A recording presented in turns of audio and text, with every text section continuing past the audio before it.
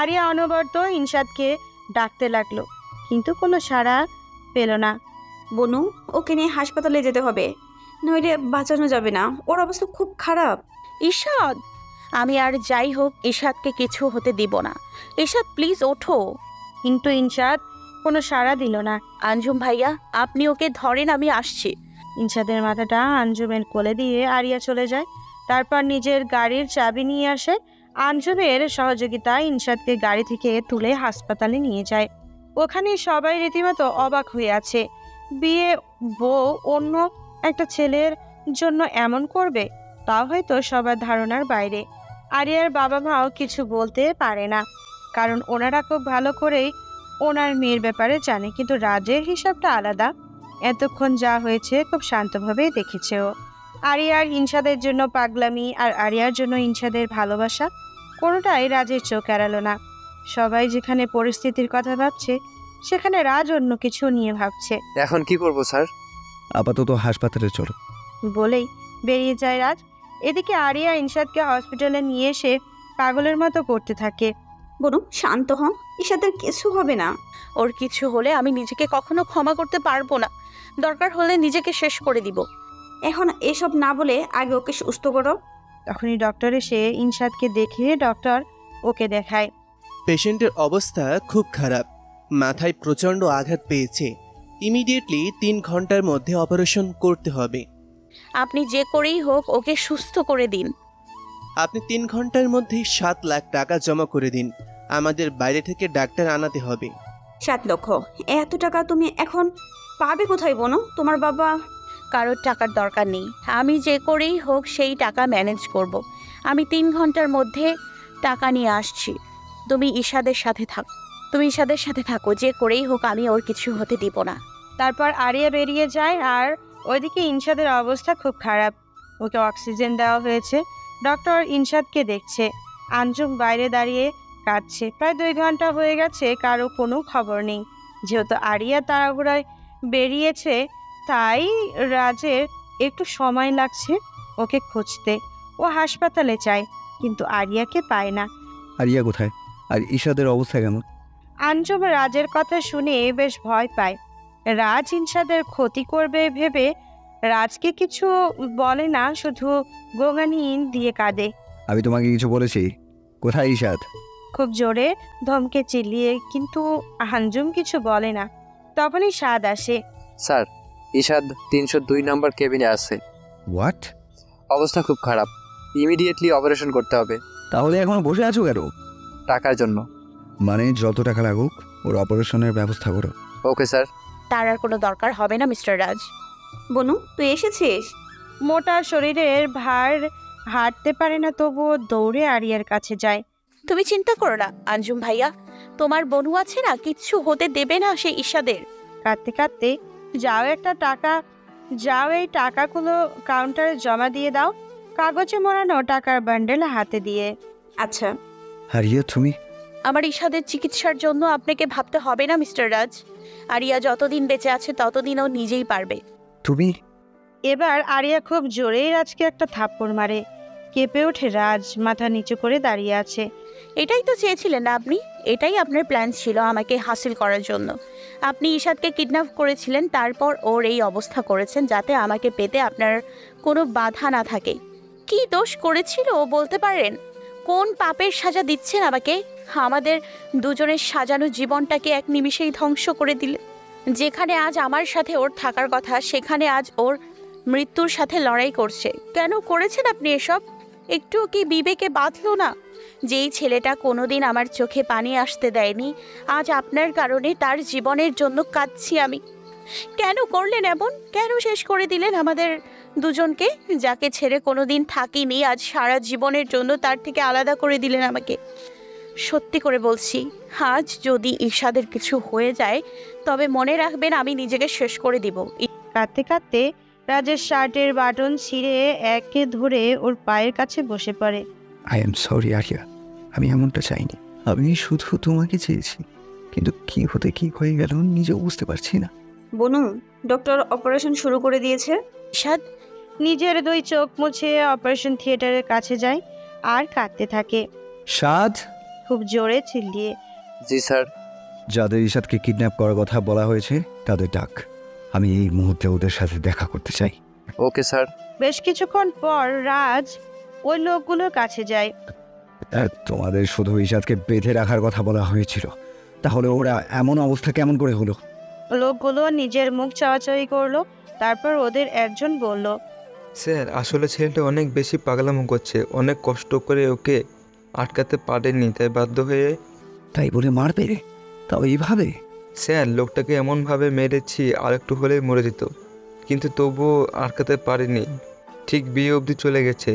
তাহলে ভাবুন, যদি সুস্থ থাকে তবে আমরা আর যাই হোক কিছু আটকে রাখতে পারতাম না। এতটা শক্তি কীভাবে ছিল তাই বুঝতে পারলাম না। সবগুলো লোক মিলেও ওকে সাহায্য করতে পারেনি, পরে পেছন থেকে মেরেছে। ওর অবস্থা থেকে ভেবেছিলাম হাঁটার মতো অবস্থায় নেই, কিন্তু কীভাবে যে এতটা রাস্তা চলে গেল বুঝতে। সাথ, এদের এক্ষুনি বিদায় করো। ওকে। শিট, আমি এখন কোন মুখে আরিয়ার সামনে দাঁড়াবো? বাধ্য করে বিয়ে করাটা আরিয়া মেনে নিলেও ইশাদের এই অবস্থা মেনে নেবে না। রাজার কিছু না ভেবে হাসপাতালে যায়। গিয়ে দেখে আরিয়া এখনও অপারেশন থিয়েটারের পাশে মুখ গুজে কাঁদছে। রাজ কিছু বলতে গিয়েও পারছে না, সেই মুখে ওর নেই।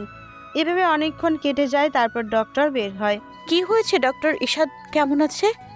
ডক্টর আরিয়াকে দেখে নেয়। পুরো কনের সাজ আর ইনশাদের গায়ে পাঞ্জাবি দেখে বুঝতে পারে আরিয়ার সাথে ওর সম্পর্ক কি হতে পারে। উনি এখন বিপদমুক্ত, কিন্তু কিন্তু কি?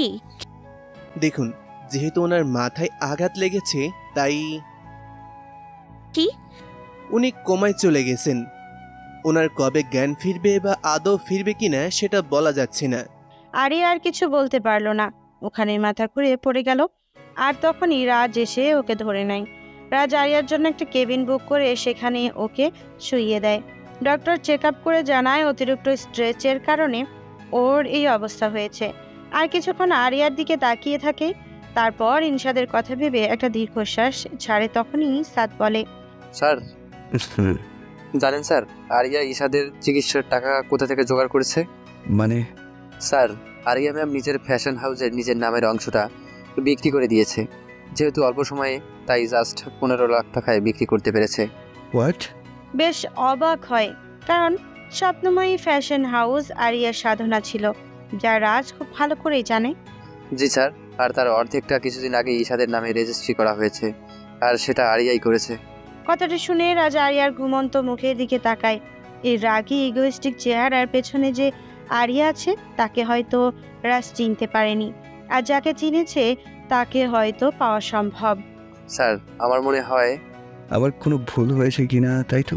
না মানে স্যার, এই প্রথম আমার এই হিসেবে গরমিল হয়ে গেল। ভুল হয়ে গেলাম আমি। সত্যি আমি কোনো ভুল করে ফেললাম? ঠিক তখনই আরিয়া ইনশাদের নাম ধরে চিৎকার করে ওঠে। আমি ইশাদের কাছে যাব। আরিয়া অনেকটা উইক, তাই রাজ বাধা দেওয়ার চেষ্টা করলেও পারে না। আরিয়া চলে যায়। ইনশাদকে আলাদা কেবিনে দেওয়া হয়েছে, কিন্তু কাউকে ঢুকতে দেওয়া নিষেধ। তাই আরিয়া ওখানে দরজার কাছে বসে আছে। হয়তো আমার প্রেমাধিকারটাই ভুল, কিন্তু এখন কি সত্যি কিছু করার আছে? ভুল কি সঠিক জানি না, আর না জানতে চাই। শুধু জানি তোমাকে চাই। হয়তো ইশাদের প্রতি তোমার ভালোবাসা আমাকে বাধ্য করেছে তোমাকে আরো ভালোবাসতে, কিন্তু তুমি এত কিছুর পর আদৌ কি আমার হবে আরিয়া? তোমরা যদি একে অপরকে চাও, তবে আমিও যে তোমাকে চাই। চোখ দিয়ে পানি গড়িয়ে পড়ছে রাজের। ওদের তিনজনের কাহিনী দেখে সাদ নিজেকে শান্ত রাখতে পারে না। না, কাউকে দোষ দিতে পারছে না। স্যার না, আরিয়া ম্যামকে আপনার চাওয়াটা ভুল। কারণ মানুষ যে কোনো কাউকে ভালোবাসতে পারে, সেটা কারোর জন্য বাধ্য নয়। তবে আরিয়া আর ইশাদের তো এতে দোষ নেই, কারণ ওদের ভালোবাসা তো তৈরি করা নয়। জানি না আপনাদের জীবনে কি আছে। যার সাথে বিয়ের স্বপ্ন বুনেছিলেন, বউ সেজে বসে আছেন তার অর্ধমৃত কেবিনের পাশে, কিন্তু অন্য কারো বউ হয়ে। হায় রে, অদ্ভুত নিয়তি। একজনের সাথে সম্পর্কের জালে আবদ্ধ হয়ে আরেকজনের মায়ায় বেঁধে আছে, যেখানে প্রেমাধিকার 3 জনের সমান, কিন্তু দেওয়ার কথায় একজনকে দিতে গেলে আরেকজনকে ঠকানো। হয়তো আমিও ঠিক করতে পারতাম না কোনটা ঠিক। সকালে আরিয়া এভাবে ইনশাদের কেবিনের পাশে বসে থাকে। কখন চোখ লেগে গেছিল জানা নেই। রাজ দূরে দাঁড়িয়ে আরিয়াকে দেখতে থাকে। কাছে গিয়ে কিছু বলার অধিকার বোধ ওর আসছে না। তখন আঞ্জুম আরিয়ার কাছে গিয়ে ওর ঘাড়ে হাত দেয়। আরিয়া ঘুম ভেঙে যায়।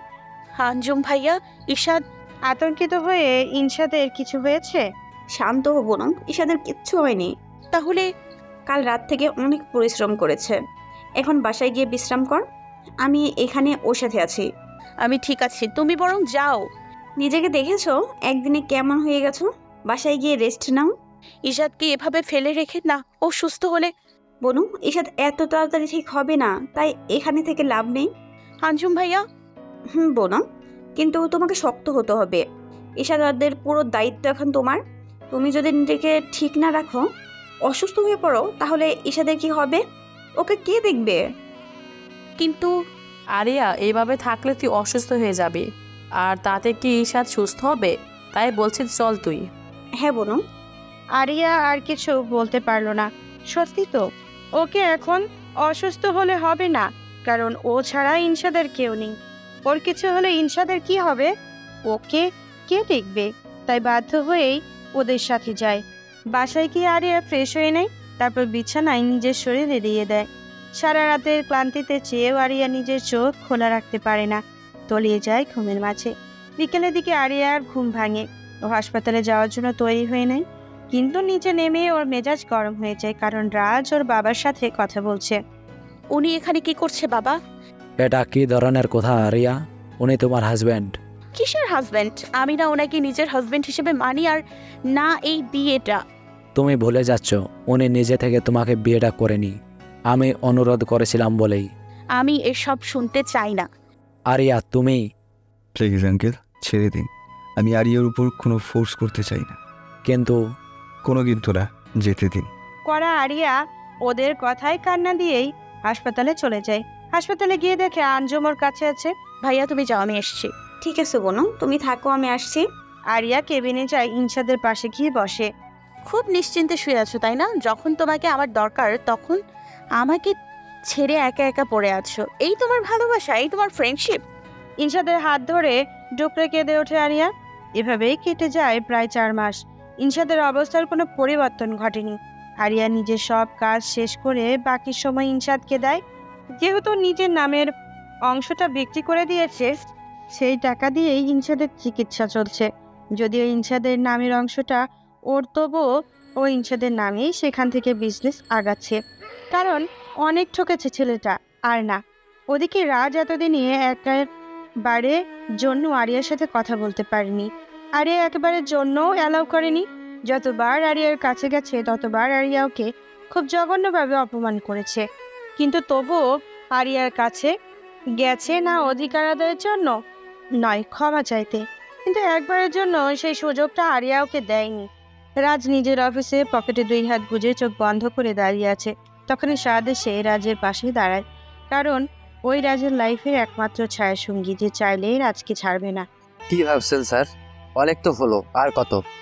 এবার স্যার আপনাকে একটা ডিসিশন নিতে হবে। কি করতে চান আপনি? কারণ এই 4 মাসে এতটুকু বুঝতে পেরেছি, যাই হোক আরিয়া ম্যাম আপনাকে মেনে নেবে না। আর মেনে কি নেবে সে তো আপনাকে সহ্যই করতে পারে না। জানি না, কিছু ভাবতে পারছি না। স্যার এইভাবে থাকলে তো। ভুল যখন করেছি ক্ষমা তো চাইতেই হবে। অধিকার পাওয়ার ইচ্ছেটা আর এখন নেই, ক্ষমাটাই পেতে চাই। তাতে যদি। স্যার আপনি কি? জানি না, তবে দরকার হলে তাই। হয়তো এটাই ঠিক। আমি আজ আরিয়ার সাথে দেখা করতে যাব।